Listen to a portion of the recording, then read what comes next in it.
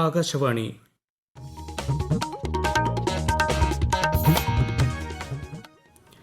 നമസ്കാരം. പ്രാദേശിക വാർത്തകൾ വായിക്കുന്നത് അക്ഷയ് ഷാജി.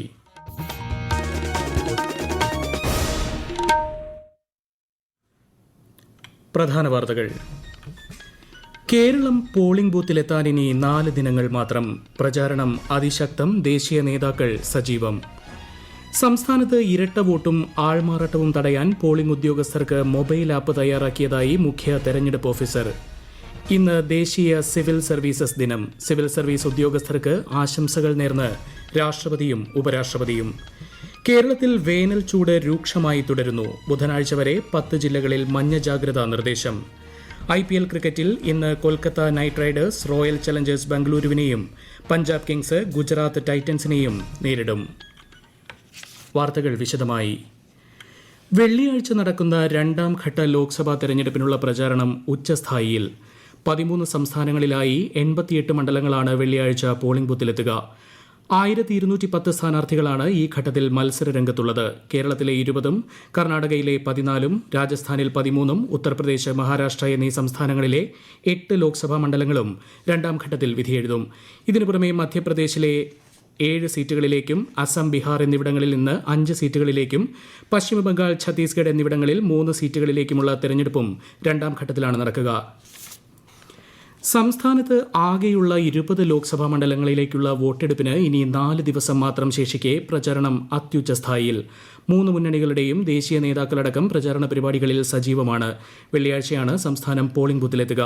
മലപ്പുറത്തെ NDA സ്ഥാനാർത്ഥി അബ്ദുൾ സലാമിന്റെ പ്രചാരണത്തിനായി കേന്ദ്ര സഹമന്ത്രി VK സിംഗ് മലപ്പുറം എടവണ്ണപ്പാറയിലെത്തി. തിരുവനന്തപുരം, കൊല്ലം NDA സ്ഥാനാർത്ഥികളുടെ പ്രചാരണത്തിനായി തമിഴ്നാട് BJP അധ്യക്ഷൻ A. അണ്ണാമലൈ കേരളത്തിലെത്തി.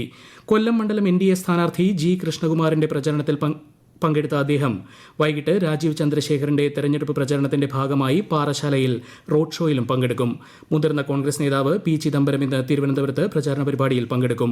ലോക്സഭാ തെരഞ്ഞെടുപ്പിൽ കേരളത്തിലും തമിഴ്നാട്ടിലും കോൺഗ്രസ് മുഴുവൻ സീറ്റുകളും നേടുമെന്ന് അദ്ദേഹം പറഞ്ഞു. CPIM ദേശീയ ജനറൽ സെക്രട്ടറി സീതാറാം യെച്ചൂരി ഇന്ന് തിരുവനന്തപുരം ലോക്സഭാ മണ്ഡലം LDF സ്ഥാനാർത്ഥി പന്ന്യൻ രവീന്ദ്രന്റെ പ്രചാരണത്തിനായി എത്തുന്നുണ്ട്. LDFനായി മുഖ്യമന്ത്രി പിണറായി വിജയൻ ഇന്ന് കാസർഗോഡ് പ്രചാരണ പരിപാടികളിൽ പങ്കെടുക്കുകയാണ്. സാക്ഷരത, ആയുർദൈർഘ്യം, ഉയർന്ന ആരോഗ്യ സൂചികകൾ, സാമൂഹ്യ സുരക്ഷ, ക്രമസമാധാനം തുടങ്ങിയ സാമൂഹിക അടിസ്ഥാനങ്ങളിൽ കേരളം രാജ്യത്തിനാകെ മാതൃകയാണെന്ന് മുഖ്യമന്ത്രി രാവിലെ വാർത്താസമ്മേളനത്തിൽ പറഞ്ഞു. സംസ്ഥാനത്ത് പരസ്യ പ്രചരണം ബുധനാഴ്ച വൈകിട്ട് സമാപിക്കും. സംസ്ഥാനത്ത് ലോക്സഭാ തെരഞ്ഞെടുപ്പിലെ ആൾമാറാട്ടം തടയുന്നതിനും സുതാര്യത ഉറപ്പുവരുത്താനും പോളിംഗ് ഉദ്യോഗസ്ഥർക്കായി സവിശേഷ ആപ്പ് തയ്യാറാക്കിയതായി മുഖ്യ തെരഞ്ഞെടുപ്പ് ഓഫീസർ സഞ്ജയ് കൌൾ. ASD മോണിറ്റർ CEO കേരള എന്ന ആപ്പാണ് NIC കേരളയുടെ സഹായത്തോടെ സംസ്ഥാനത്തിന് മാത്രമായി വികസിപ്പിച്ചെടുത്തത്. വിശദാംശങ്ങളിലേക്ക്. NIC കേരളയുടെ സഹായത്തോടെ സംസ്ഥാനത്തിന് മാത്രമായി വികസിപ്പിച്ചെടുത്ത ASD monitor CEO Kerala app വഴി ഒരു വോട്ടർ ഒന്നിലധികം വോട്ട് ചെയ്യുന്നുണ്ടോ എന്ന് നിരീക്ഷിക്കാൻ കഴിയും. 2021 നിയമസഭാ തെരഞ്ഞെടുപ്പിൽ ഉപയോഗിച്ച് ഫലപ്രദമെന്ന് കണ്ടാണ് സംസ്ഥാനത്തെ എല്ലാ മണ്ഡലങ്ങളിലും ഈ ആപ്പ് ഉപയോഗിക്കാൻ തീരുമാനിച്ചത്. വോട്ടെടുപ്പ് ദിവസം പോളിംഗ് ബൂത്തിൽ മാത്രം ഉപയോഗിക്കേണ്ട ഈ ആപ്പിന്റെ ഉപയോഗം സംബന്ധിച്ച നിർദ്ദേശം ഉദ്യോഗസ്ഥർക്ക് നൽകിയിട്ടുണ്ട്. ഗൂഗിൾ പ്ലേ സ്റ്റോറിൽ നിന്ന് ഡൌൺലോഡ് ചെയ്യാവുന്ന ഈ ആപ്പ് പ്രിസൈഡിംഗ് ഓഫീസർ, ആദ്യ പോളിംഗ് ഓഫീസർ എന്നിവർക്ക് മാത്രമാണ് ഉപയോഗിക്കാൻ കഴിയുക. വോട്ടെടുപ്പ് തുടങ്ങി അവസാനിക്കുന്നതുവരെ മാത്രവുമാണ് ഇത് ഉപയോഗിക്കാനാവുക. വോട്ട് ചെയ്ത ആകെ ASD വോട്ടർമാരുടെ വിവരങ്ങളും ഈ ആപ്പ് വഴി അറിയാനാകും. News desk, Akashvani. ലോക്സഭാ തെരഞ്ഞെടുപ്പുമായി ബന്ധപ്പെട്ട് തിരുവനന്തപുരം ജില്ലയിൽ അവശ്യ സർവീസിൽ ഉൾപ്പെട്ടവർക്ക് ഇന്നും നാളെയും മറ്റന്നാളും രാവിലെ 9 മണി മുതൽ വൈകിട്ട് 5 മണി വരെ തപാൽ വോട്ട് ചെയ്യാം. തിരുവനന്തപുരം ലോക്സഭാ മണ്ഡലത്തിൽ ഡ്യൂട്ടിക്ക് നിയോഗിച്ചിട്ടുള്ളവർക്ക് പട്ടം സെന്റ് മേരീസ് സ്കൂളിലും, ആറ്റിങ്ങൽ മണ്ഡലത്തിൽ ഡ്യൂട്ടിക്ക് നിയോഗിച്ചിട്ടുള്ളവർക്ക് ആറ്റിങ്ങൽ ഗവൺമെന്റ് ITIയിലും ഒരുക്കിയിട്ടുള്ള കേന്ദ്രങ്ങളിൽ ആവശ്യമായ രേഖകളുമായി എത്തി വോട്ട് ചെയ്യാം. തെരഞ്ഞെടുപ്പിന് ദിവസങ്ങൾ മാത്രം ബാക്കി നിൽക്കെ കാസർഗോഡ് ലോക്സഭാ മണ്ഡലത്തിൽ 3 മുന്നണികളുടെയും നേതാക്കൾ തീപാറുന്ന പ്രചാരണത്തിലാണ്. വിശദാംശങ്ങളുമായി ആകാശവാണി കാസർഗോഡ് ജില്ലാ പ്രതിനിധി ജഗൻ നിവാസൻ.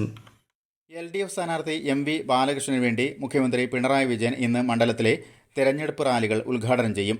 പാലക്കുന്ന്, തൃക്കരിപ്പൂർ, പയ്യന്നൂർ തുടങ്ങിയ സ്ഥലങ്ങളിലാണ് മുഖ്യമന്ത്രി പങ്കെടുക്കുന്നത്. UDF സ്ഥാനാർത്ഥി രാജ്മോഹൻ ഉണ്ണിത്താന് വേണ്ടി ഇന്നലെ മുസ്ലിം ലീഗ് സംസ്ഥാന സെക്രട്ടറി KM ഷാജി കാഞ്ഞങ്ങാട്ട് പ്രചരണത്തിനെത്തിയിരുന്നു. മുൻ പ്രതിപക്ഷ നേതാവ് രമേശ് ചെന്നിത്തല അടക്കം കഴിഞ്ഞ ദിവസങ്ങളിൽ കാസർഗോട്ട് പ്രചരണത്തിനെത്തിയിരുന്നു. NDA സ്ഥാനാർത്ഥി ML അശ്വിനിയും പ്രചരണ രംഗത്ത് സജീവമാണ്. കേന്ദ്രമന്ത്രി സ്മൃതി ഇറാനിയും പ്രതിരോധ മന്ത്രി രാജ്നാഥ് സിംഗ് അടക്കം BJPയിലെ മുതിർന്ന നേതാക്കൾ NDക്ക് വേണ്ടി പ്രചരണത്തിന് എത്തിയിരുന്നു. അതേസമയം ലോക്സഭാ തെരഞ്ഞെടുപ്പിനോടനുബന്ധിച്ച് കേൾവി പരിമിതർക്കായി ആംഗ്യഭാഷയിലുള്ള വീഡിയോ കോൾ സംവിധാനമൊരുക്കി കൺട്രോൾ റൂം. ലോക്സഭാ തെരഞ്ഞെടുപ്പുമായി ബന്ധപ്പെട്ട് സംസാരിക്കാൻ കഴിയാത്ത ആളുകളുടെ ആശയങ്ങളും പരാതികളും കൃത്യമായി ദൂരീകരിക്കാനാണ് ഇങ്ങനെയൊരു സംവിധാനം ഒരുക്കിയിട്ടുള്ളതെന്ന് election control room charge officer പറഞ്ഞു. രാജ്യത്ത് ലോക്സഭാ തെരഞ്ഞെടുപ്പിന്റെ 3ാം ഘട്ടത്തിനുള്ള നാമനിർദ്ദേശ പത്രികകളുടെ സൂക്ഷ്മ പരിശോധന ഇന്നലെ പൂർത്തിയായി. നാളെയാണ് സ്ഥാനാർത്ഥിത്വം പിൻവലിക്കാനുള്ള അവസാന ദിവസം. 3ാം ഘട്ടത്തിൽ 10 സംസ്ഥാനങ്ങളിലെയും 2 കേന്ദ്രഭരണ പ്രദേശങ്ങളിലെയും 94 പാർലമെന്റ് സീറ്റുകളിലേക്കാണ് വോട്ടെടുപ്പ് നടക്കുക. മെയ് 7-നാണ് വോട്ടെടുപ്പ്. ഈ വാർത്തകൾ ആകാശവാണിയിൽ നിന്ന്. ഇന്ന് ദേശീയ സിവിൽ സർവീസസ് ദിനം. രാഷ്ട്രപതി ദ്രൗപദി മുർമു, ഉപരാഷ്ട്രപതി ജഗ്ദീപ് ധൻഖർ തുടങ്ങിയവർ രാജ്യത്തെ സിവിൽ സർവീസ് ഉദ്യോഗസ്ഥർക്ക് ആശംസകൾ നേർന്നു. സിവിൽ സർവീസ് എപ്പോഴും വെല്ലുവിളികൾ നിറഞ്ഞതാണെന്ന് പറഞ്ഞ രാഷ്ട്രപതി സർദാർ വല്ലഭായ് പട്ടേലിന്റെ ആശയങ്ങളെക്കുറിച്ചും ഓർമ്മിപ്പിച്ചു. രാജ്യത്തിന്റെ വളർച്ചയ്ക്കും പുരോഗതിക്കും വലിയ സംഭാവനകളാണ് സിവിൽ സർവീസ് ഉദ്യോഗസ്ഥർ നൽകിയിട്ടുള്ളതെന്ന് ഉപരാഷ്ട്രപതി ജഗ്ദീപ് ധൻഖർ പറഞ്ഞു. തിരുവനന്തപുരം ശ്രീ പത്മനാഭസ്വാമി ക്ഷേത്രത്തിലെ പൈങ്കുനി ഉത്സവത്തോടനുബന്ധിച്ചുള്ള ആറാട്ട് ഇന്ന് വൈകിട്ട് 5 മണിക്ക് ആറാട്ട് ചടങ്ങുകൾ ആരംഭിക്കും. ശ്രീകോവിലിൽ ദീപാരാധനയ്ക്ക് ശേഷം ഗരുഡവാഹനത്തിൽ ശ്രീ പത്മനാഭനെയും നരസിംഹമൂർത്തിയെയും ശ്രീകൃഷ്ണസ്വാമിയെയും പുറത്ത് എഴുന്നള്ളിക്കുന്നതോടെയാണ് ഘോഷയാത്രയ്ക്ക് തുടക്കമാവുക. വള്ളക്കടവിൽ നിന്ന് വിമാനത്താവളത്തിനുള്ളിലൂടെ ഘോഷയാത്ര ശംഖുമുഖത്തെത്തും. ഇതിന്റെ ഭാഗമായി വൈകിട്ട് 4 മുതൽ രാത്രി 9 മണിവരെ തിരുവനന്തപുരം അന്താരാഷ്ട്ര വിമാനത്താവളം അടച്ചിടും. ഈ സമയത്തുള്ള വിമാനങ്ങളുടെ സമയക്രമം നേരത്തെ മാറ്റിയിട്ടുണ്ട്. എഴുന്നള്ളത്ത് ക്ഷേത്രത്തിൽ മടങ്ങിയെത്തുന്നതോടെ പൈങ്കുനി ഉത്സവത്തിന് കൊടിയിറങ്ങും. നാളെ ആറാട്ട് കലശം നടക്കും. അവധിക്കാലമായതോടെ കോഴിക്കോട് ജില്ലയിലെ ടൂറിസം കേന്ദ്രങ്ങളിൽ സഞ്ചാരികളുടെ തിരക്ക് വർദ്ധിക്കുന്നു. ആകാശവാണി കോഴിക്കോട് ജില്ലാ പ്രതിനിധി നസീർ ബാബുവിന്റെ റിപ്പോർട്ട്. കോഴിക്കോട് ജില്ലയിലെ കിഴക്കൻ മലയോര പ്രദേശങ്ങളായ തുഷാരഗിരി, കക്കാടംപൊയിൽ, പൂവാറന്നൂട്, അരിപ്പാറ തുടങ്ങിയ ടൂറിസം കേന്ദ്രങ്ങളാണ് സഞ്ചാരികൾ കൂടുതൽ ആകർഷിക്കപ്പെടുന്നത്. മറ്റ് ടൂറിസം കേന്ദ്രങ്ങളെ അപേക്ഷിച്ച് ഉയർന്ന പ്രദേശങ്ങളായതിനാൽ അനുകൂലമായ അന്തരീക്ഷമാണ് ഇവിടങ്ങളിൽ. റിസോർട്ടുകളിൽ താമസിക്കാനും നിരവധി പേരെത്തുന്നുണ്ട്. അതേസമയം കക്കയം ടൂറിസം പ്രദേശങ്ങളിൽ ജനവാസ മേഖലയിൽ വന്യജീവികളുടെ സാന്നിധ്യം പ്രതിസന്ധി ഉണ്ടാക്കുന്നുണ്ട്.